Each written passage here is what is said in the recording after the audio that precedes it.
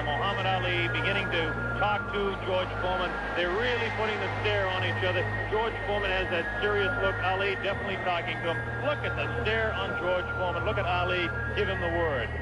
So the stage is set. We're just about ready to begin. Round one. The heavyweight championship of the world at stake.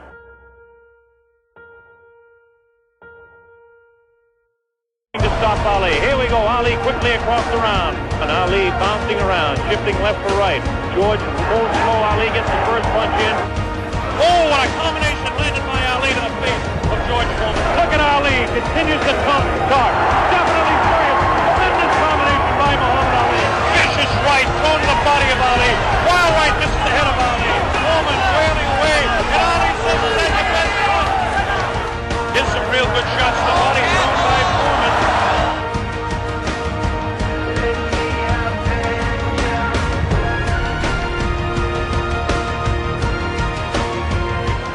Foreman setting him up against the rope. What a vicious fast combination by Ali. Ali backs up Foreman. Backs him up in his back. Foreman stepping it. Foreman tries to up. Ali's thrown to the right. Foreman gets back to the left. Foreman hit again. Foreman has been hit 3 or 4 times. This is the far left hand. Ali, there's the 10. Ali, that means Ali, kill him, says Ali. Foreman throwing more punches now. Maybe this could be the tactic of Ali to let the man punch himself out.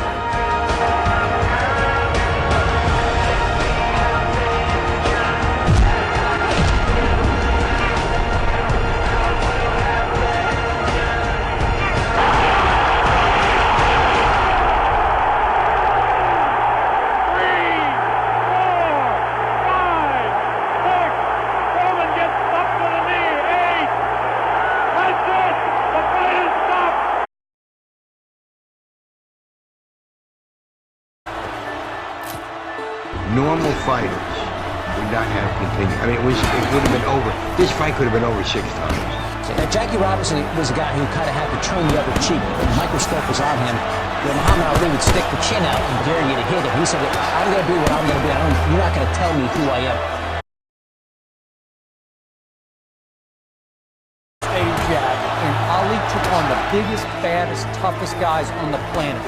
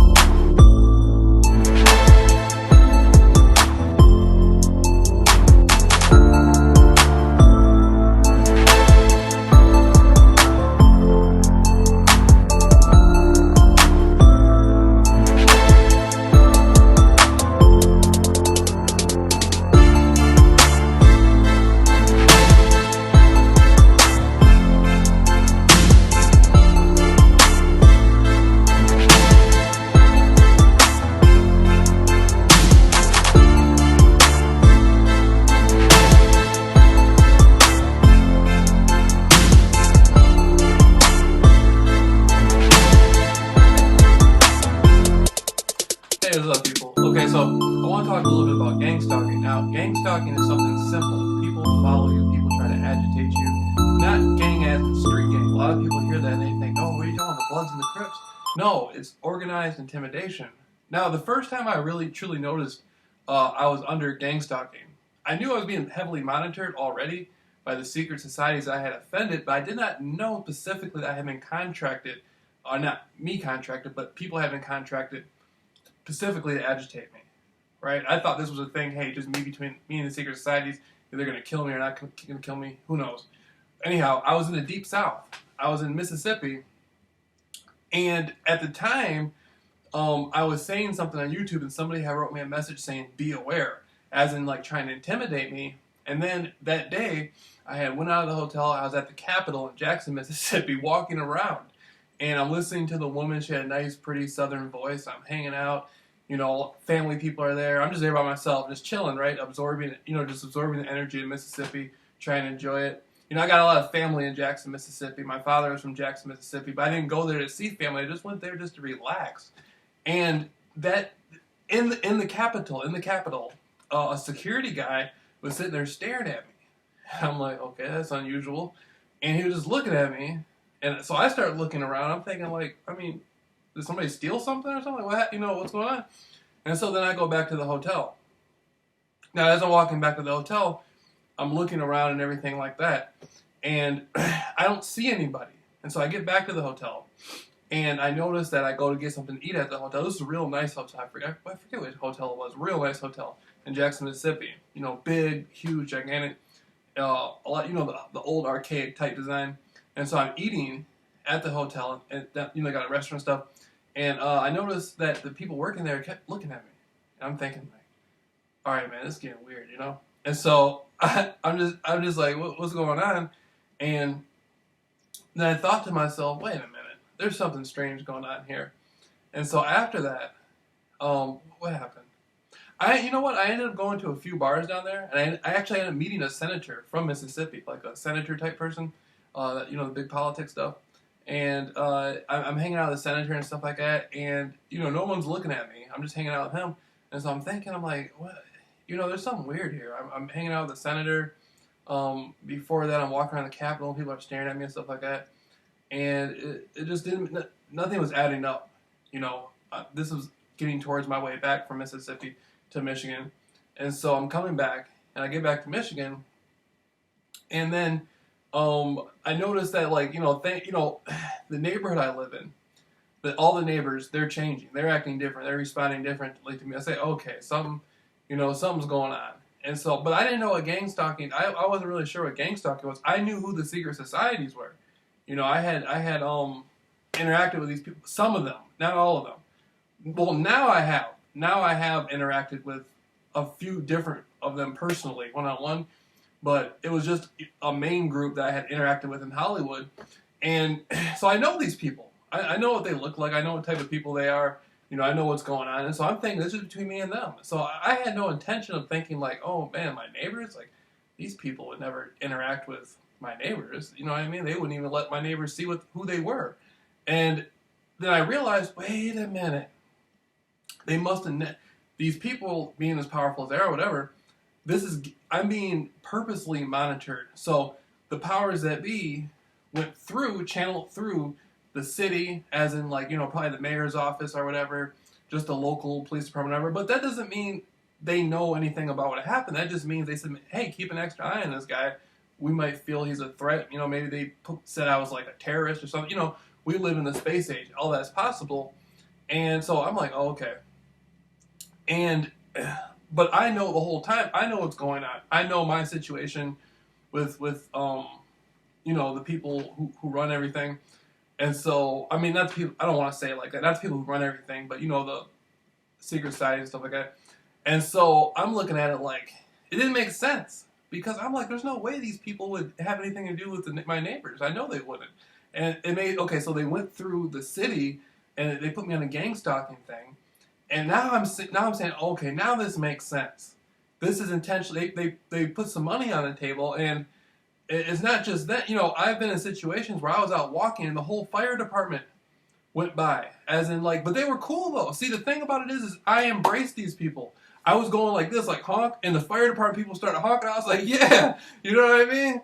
I'm with the gang stalking people, you know what I mean? And so it became like an entertaining thing. And then I said, wait a minute, I'm going to start hanging out with these people. So I went out in the corner, and I walked the corner where I live, and I kept walking until I get far away from the neighborhood I live in. And then I started seeing these people up close and personal, their faces, what they look like. And I'm like, I was scared of these people? This is it? And so I'm like, you know what I mean? I'm like, what? And so I start waving at them and stuff like that. And I start, like, you know, I'll start dancing for them and stuff. And I'll start, you know, making funny faces for them. And I'll do certain types of things, you know. And it's like, a lot of them are cool. to be honest with you, some of them will try to act all stiff and tough and stuff like that. And if they feel like that, then I'm like, all right, man, I'm not going to take that from you. That's where you're at. But then I took it a step further, and I said, wait a minute. They did this in the neighborhood that I live in. I live at my mother's place. They did this. I live in Norton Shores, Michigan. They did this at my mother's place. Where else can they do this? And so I said, wait a minute. I'm going to take them to the hood. Can the gang stalking people, will they come to the hood? So I go to the hood. Then they start contracting all the people in the neighborhood, in the hood. They start paying people $50. Now, these are people I've been knowing my whole life. I grew up with these guys. We went to elementary school together. You know what I mean? I don't care who they are. If I take you, I can take you right now. We can go to any area. We can go to any area. The west side, the east side, wherever we go, everybody knows who I am. And so, but these people are getting paid $50 to, I'm guessing. I never ask anybody directly. I don't want to. But $50 or something, $100 maybe, drive by me with the headlights on.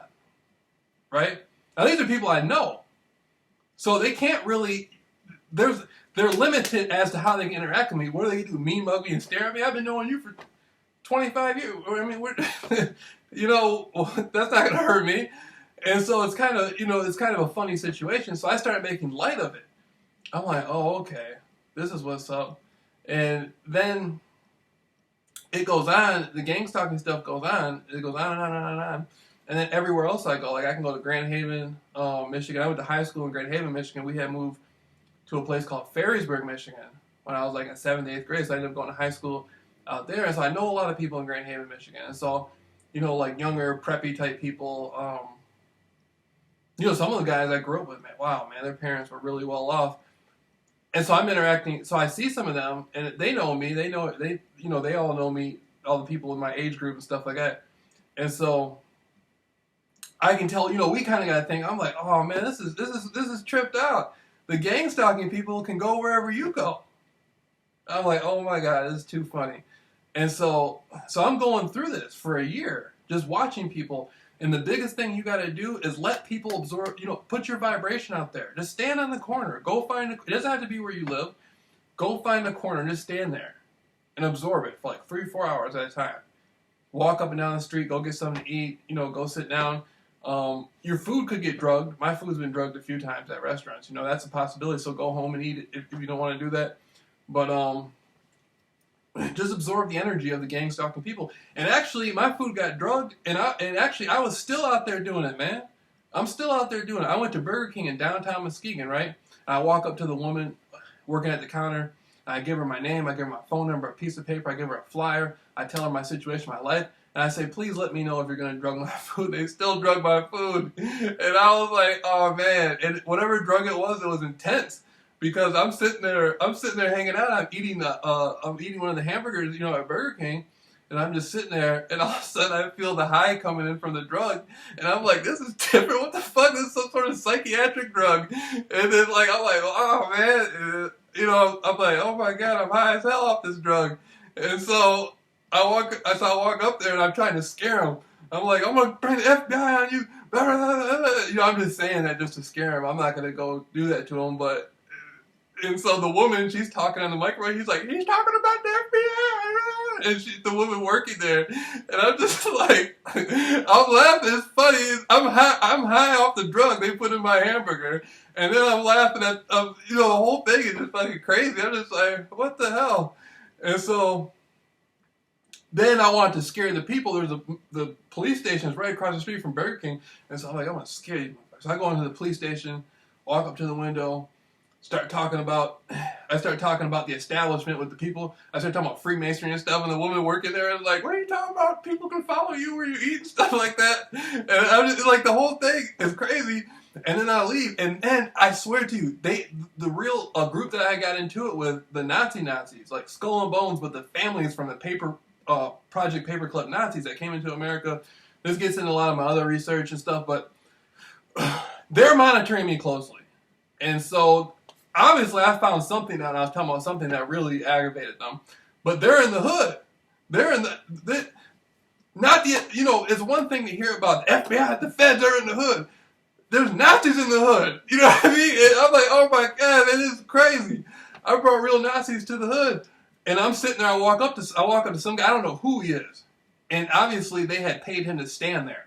What they do is they cruise through, they see where you're going, and they cruise through and recruit whoever they can. About time you get there, I'm on foot. I do it like they did in ancient Greece. I walk it out. So by the time I get there, all these people they paid, I just walk up to the people. I don't know who they are, but I know they're gonna feel my vibrations. I'm on the drug. I got my flyer. I'm under the influence of the drug. I'm still jump roping high off the drug. I got my flyer. I'm like, man, we're just gonna hit them up high. You know what I mean? We're not gonna let. I will not allow the Nazi entities to drug me and make that stop my program. You know what I mean? And so I walk up to the people, hit them with the flyer. I'm like, yeah, man, my name is Jameel. I had did some interviews. You know, I got put on a political agitators list, but all it did was make me better. Yada yada. So I'm talking to him, and I'm like, yeah, you probably know my father. Blah, blah, blah. And so he's like, oh yeah, I knew your. You know, they knew who my family was and who my people were, and I can tell I was having more influence with them in that moment than the people that paid them, because the woman's like, I know your father. I know Curly. Blah, blah, blah. You know what I mean? And so I'm out there rapping with them, telling them about my experiences, and the whole thing. I'm like, why am I on the drug? Then I'm hitting the jump rope. You know what I mean? I'm hitting the jump rope. Blah, blah, blah. And so I'm just walking around, and you know, I like females. You know what I mean? I like females, and so I'm out there, and they recruit. And the best thing about the gang stalking stuff is they get the females I know I like. They find a female with the fattest ass, boy, and to try to tease me and make me want them and stuff like that, so they can reject me. And the gang stalking people think that's somehow supposed to like ruin my life or something like that. That makes me better. That makes me more potent. That makes me like, you know, lions like to hunt. I enjoy the process of getting the female, not just the sexual experience of the female. I enjoy the process of getting her. And so, you know, that's when I spit. That's when I spit. You know, spit game stuff. But that's when I really start rapping with them. You know what I mean? I'm sitting there talking to them, and man, they have, I don't know where the gang stalker people found these women, but they got some fine ass. So wherever I go, there's just some fine ass females walking around. I swear to you, this gang stalking stuff is this gang stalking stuff is cool. I tell you what, gang stalking didn't change my life, it made my life. I do everything now, man. I'm out there just get into the vibration of it, and everything will be all good. And boy, and so that's I just tell them my story. I just tell them, you know, this is what happened to me, you know, and all this, and everything's cool, man. I think it's day to day, moment to moment how you deal with stuff, like the headlights that come when you're out there walking and stuff, and the headlights come, and you see them. That bothers a lot of people who get gang stuff. It doesn't bother me. I've been sitting there's been like 20, 30, 40 cars with the headlights on. I'm all for it, man. I'm like, yeah, you know, what's up? I'm waving at him and stuff like that. One guy even picked me up and gave me a ride. I don't think he was a gang stalking guy, though. He was an older white dude in a truck. Picked me up. I was walking to Grand Haven, Michigan. He comes by, sees me, picks me up. He's like, yeah, I just saw you walking. Blah, blah, blah. Whoop, took me there. There's another female. She's fine, too. She's married now. She has 2 kids. But at one time I dated her very mildly when I was like 19, 20. And so she saw me walking. She's fine too, man. Young, light-skinned black female. And so she's like, oh my God, there's Jameel. And so she sees me, picks me up, you know, and she got her 2 kids. She's like, where are you going? I'm like, I'm going to the lake. And so I go to the lake. Do you know these people contracted her? They came and contracted, and I'm like, she's married with kids. I was just trying to, you know, she just gave me a ride. They contracted her and used her. When I was coming back from the lake the other day, she drove past me. She had her hair changed and glasses on and stuff like. I'm like, man, I'm like, man, you know that's what's up though. Now I see you more than I saw you before, so that's cool. And a lot of times, like I'm coming out, I saw her again after that, and she was with her husband, and her husband was like looking all like he didn't know what to do and stuff like that. And I said, why do people always look scared, man? Like the gang stalking people, they always look scared. You ever notice that? I don't know, it's just me. It's like, why you look, you know, you're following a champion. First things first, you're following a champion. You know, I'm not new to it, I'm true to it. I've been getting gang stalked for a year. Everything's going to be all right. Stop being scared. Everything's going to be all right. You know, that's first thing first. And so, and boy, they got some of those women that do the gang stalking stuff, man. They had a couple of them, boy. One of them. I was way down in Grand Haven, Michigan, Lakeshore walking. And one of them she looked just like Paris Hilton, just like her. I'm like, man, I want to talk to her. I want her to gang stalk me more. And so that's the type of mentality you have to have with the guys that get the gang stalking and stuff like that. I just, man, it's like some of them will give you like a mean look or something like that. I'm like, what do you want? No, I'm just saying. But I just be peaceful. I just be like, all right, man, hey, how you doing? Blah, blah, blah, blah, blah. And I go about my business. But just keep feeling the vibration of gang stalking. Keep feeling it. I'm telling you, I beat gang stalking. And if I beat it, I know you can do it. I know anybody else out there can beat it. If I beat gang stalking, I know you can beat gang stalking. And I'll come to wherever you are. It's easy, man. This stuff is nothing. This made my life 110%. If you're getting gang stalked, you're getting gang stalked for a reason. That means you got greatness within you. So if you got greatness within you, you just got to pull it out of you. That's all there is. Just pull that greatness out of you. That's why I always tell female, when I approach a female, I tell you got greatness within you. Just, that's what I tell her. You got greatness within you. And so just let it be at that. If you're getting gang stalked, it's for a reason. There's something within you that's big enough to attract this, and it's all spiritual. It's all spiritual. I'm a highly spiritual person. I talk to God every single day. I don't let a day go by. And I don't care if you're Muslim, if you believe in Allah, or you're Christian, you believe in Jesus, or you're Buddhist and you hang with Buddha. I read the Bible. I read the Catholic Bible. I read the Quran. I read the Mormon Bible. I read into Scientology. Through all my research, I read all this stuff. I'm with all of it. Just talk to God. Just talk to the higher spirit. Not because you're afraid of anything, but talk to the higher spirit to make you better. Whatever you want to do in your life, the gang stalking program will help you achieve it. I'm not trying to sell people the gang stalk. I'm not trying to tell you to go out and get in trouble to get gang stalked. I'm telling you, it changed my life. I'm serious. It changed my life. It made me 10 times more better than ever. 10 times more better than ever. I kid you not. Had I not entered the gang stalking program, my life would. I'm serious.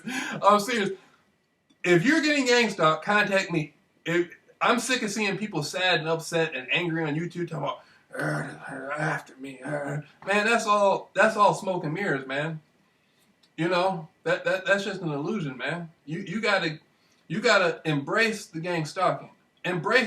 Go stand on the corner and watch the people driving towards you. Just look at them, absorb the vibration, take it in, go home, go to sleep, go to work, whatever you got to do. The next day, come out, absorb it. Do that for about 3-4 days and take a break for a couple days. That's what I used to do. I used to just go out there in the middle of winter and just sit there early in the morning. I'd sit there and laugh at the cars. I'd do whatever I had to do, man, to get through it. Come back home, you know what I mean? Absorb the vibration, process the vibration, clear it out, go back out, do it again. And when I went to Phoenix, it was really going down, dog. That's when they started drugging my food when I was in Phoenix.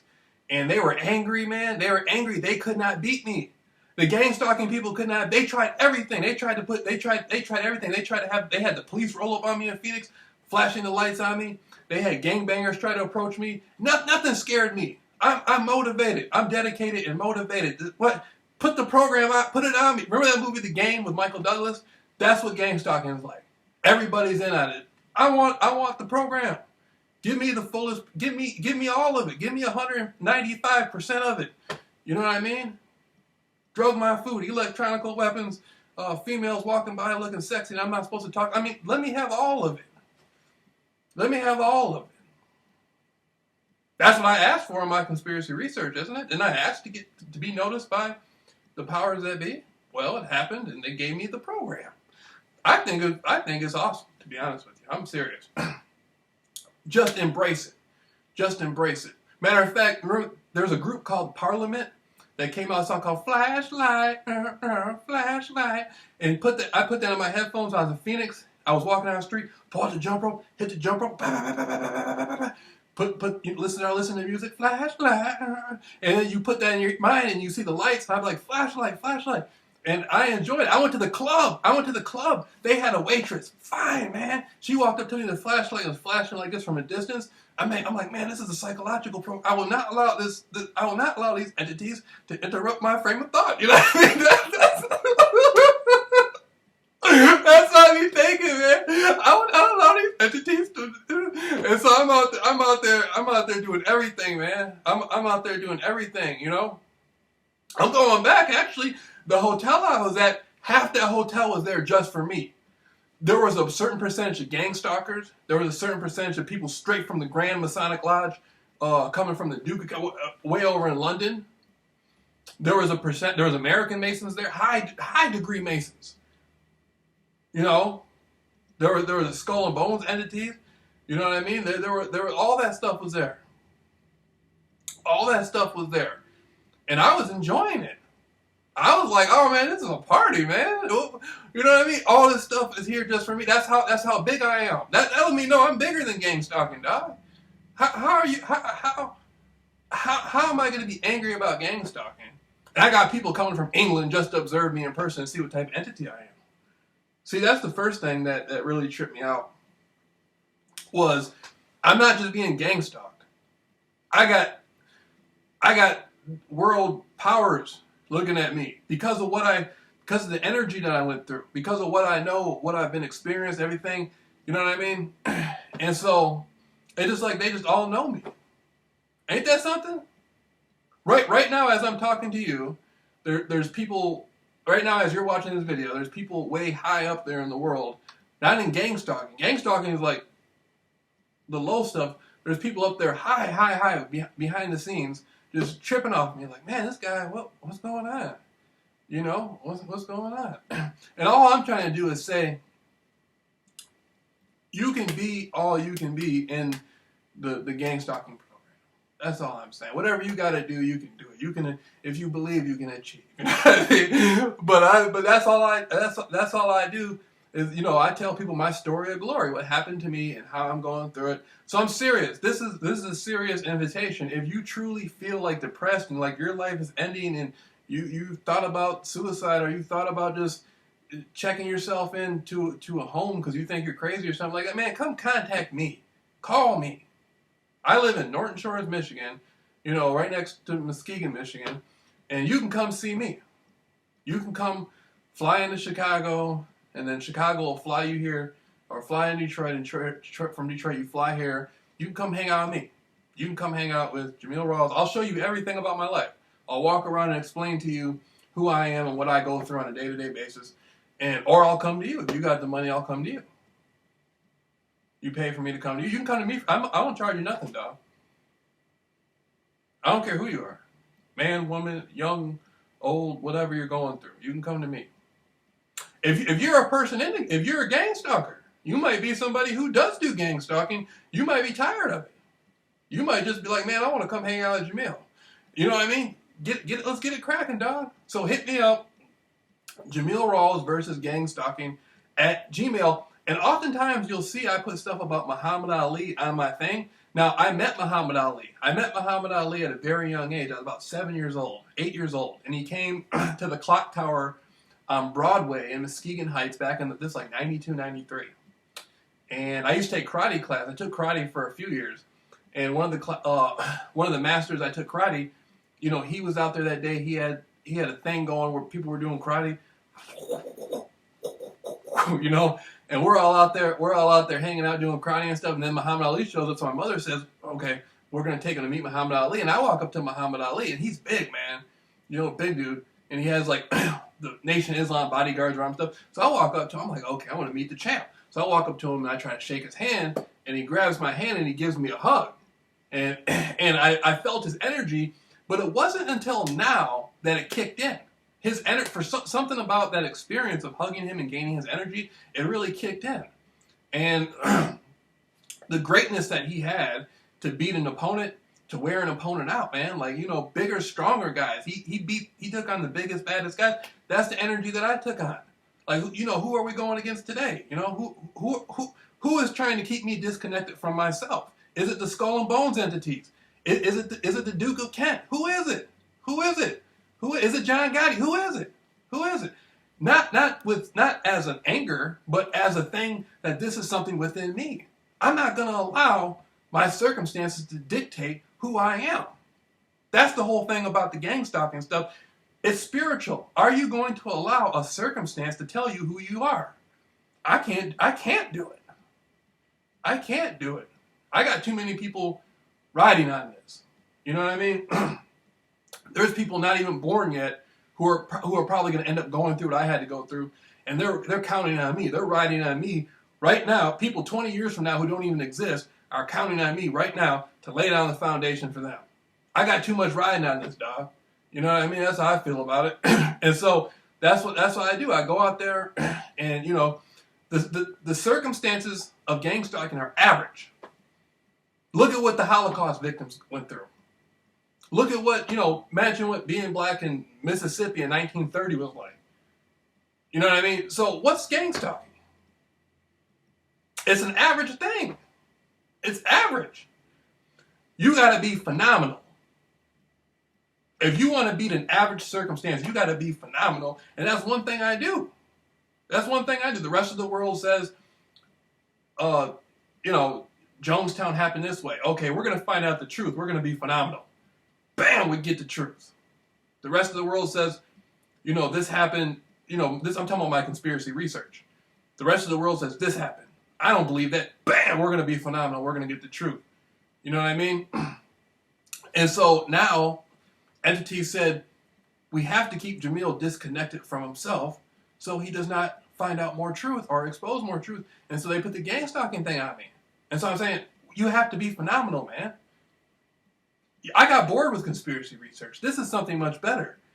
This is allowing me to help other people who are actually going through this. And I'm telling you, man, I see people are actually on YouTube, like literally in tears, scared. Do I look scared to you? Do I look scared to you? I'm not scared. I don't care if 50 people walk up to me with flashlights in my face and stuff like that. I'm not scared. I'm going to be trying to motivate. That's 50 flyers I'm passing out.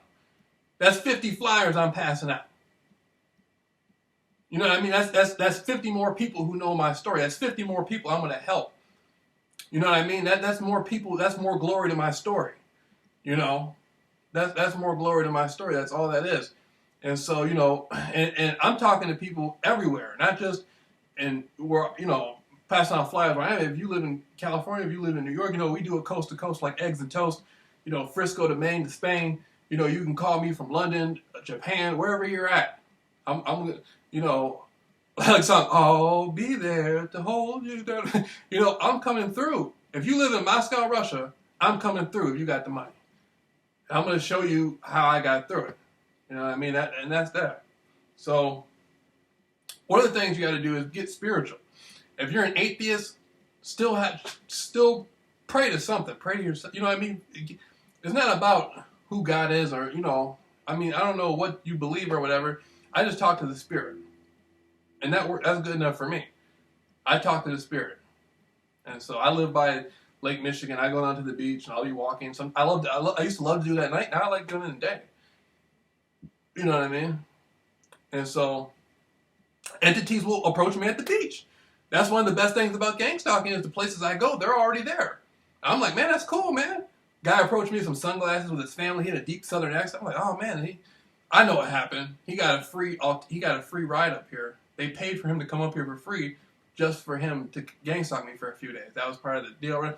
And so I'm telling him about my experience, how I was all over Hollywood and Beverly Hills and stuff like that. I used to do conspiracy radio and stuff like that. I'm telling him, like, man, this is my experience, and his kids are listening and stuff. They're all learning from me.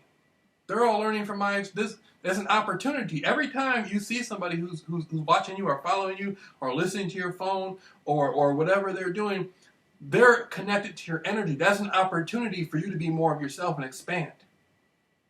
That's number one. That's just an opportunity, you know. And so that's just an opportunity. So let me think of something else. Let me think of another thing. Don't be stagnant. Don't stay in one place for too long. Move around a lot. Go to different places. See different people. If you don't have anybody you know, make some people you know. Just keep talking to people. Even if it's only the librarian. You know what I mean? They're going to try to get people to be rude to you, but that doesn't work very long. Just be yourself 110%. That's all you got to do. Another thing, I'm trying to think what really bothers people about the gang stalking stuff. For the sunglasses, see, people walking up to you with sunglasses, I don't know why that bothers people. To be honest with you, I mean, I would think seeing the person's eyes would be more intimidating, but I guess the sunglasses has some effect. I mean, I know, I studied the real CIA. I know these people aren't the real CIA. I know what the real CIA looks like. I studied them for years. I know the people who run the CIA. You know what I mean? And they know me, so that doesn't bother me. Sunglasses? Who you got? Sunglasses? Who you got? A van? You know what I mean? Matter of fact, listen to this story. I was in Phoenix, and I was staying at the Best Western. When I first got there, I was staying at the Best Western downtown Phoenix. And last time, when I went to the channel panel in LA, they had a guy, black sunglasses, black SUV, and this is like the main secret society I had gotten into it with. He shows up. Right? Not the guy driving, not the guy there, but they did the same tactic on me. I called for a taxi from the hotel in Phoenix to go somewhere else. That day, my room was up, and I had to leave. But before that, I had went to an Italian restaurant, and I guess the people at the Italian restaurant, they're somehow connected to the Vatican or whatever. They're like, well, any restaurant I go to, it's gang stalking thing.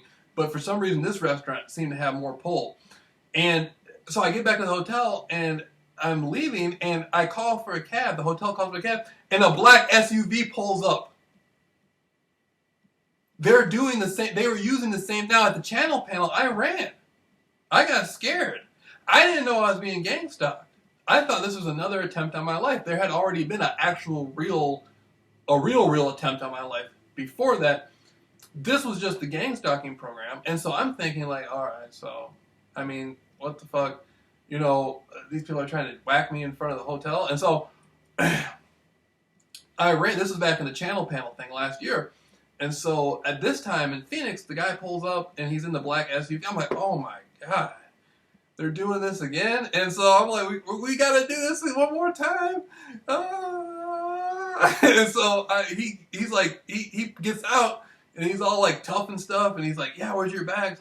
And I'm like, "You're a taxi?" And he's like, "Yeah, I'm a taxi." He's like, "Why are you scared?" He's like, "You're so big, you're so tall." He's like, "Are you a little girl? Or are you a man? Why are you scared?"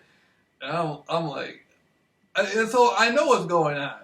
But I'm thinking, but one part of me wants to connect to the loser part of me wants to connect to the fear and think, man, if I get in the SUV, what's going to happen? These people are, they got 4 or 5 guys waiting there with a taser or something. They're going to taser me and take me out, to the desert or something like that. Another part of me is saying, Jameel, you know who you are. You know where you're at in your life, and you know that there's a real purpose for you on this planet. There's no reason for you to be afraid of any of this. It's all illusion. And so I go into the hotel and I ask them, I said, "Is this a real cab?" And they're like, "Yeah." So the people in the hotel are in on it too. I'm like,